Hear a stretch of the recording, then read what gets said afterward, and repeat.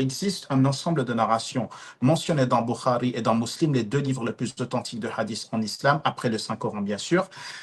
une série de narrations qui portent à démontrer encore une fois qu'il faut réviser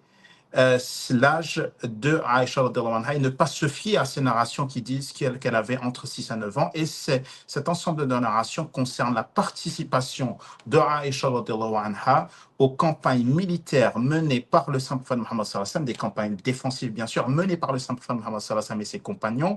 en particulier les campagnes de Badr et de Uhud. À Aïcha radhiyallahu anha, il existe plusieurs références démontrant qu'elle avait participé à ces batailles, qu'elle avait accompagné les musulmans au cours de ces batailles. La pertinence de ces narrations est que, comme l'a mentionné Murabi Saheb, il existe une référence à ce sujet. À l'époque du Saint-Prophète sallallahu alayhi wa sallam, la participation dans ces batailles était strictement encadrée. À partir d'un certain âge, vous n'étiez pas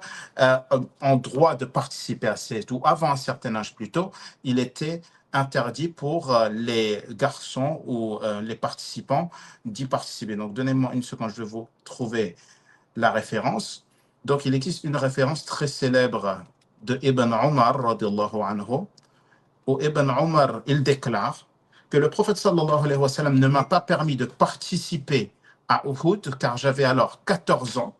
mais le jour de Khandak, alors que j'avais 15 ans, le saint prophète Muhammad sallallahu alayhi wa sallam m'a permis de participer à cette expédition. Le fait que Aïcha radhiyallahu anha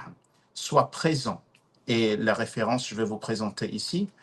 dans Sahih Muslim, il est mentionné que Aïcha radhiyallahu anha déclare au cours de la bataille de Uhud, hatta idha kunna bishajara, que lorsque nous avons atteint l'arbre, ce qui démontre clairement que Aïcha était présent avec les musulmans au cours de cette bataille qui eut lieu 1 an après son mariage. Ensuite,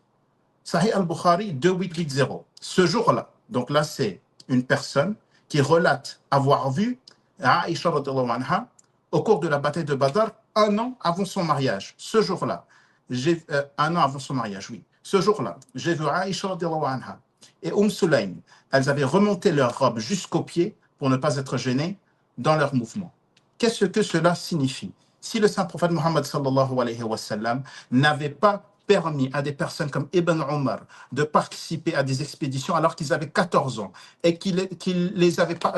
permis de participer à de telles expéditions une fois qu'ils eurent l'âge de 15 ans, eh bien cela démontre très clairement que Aïcha radhiyallahu anha et sa participation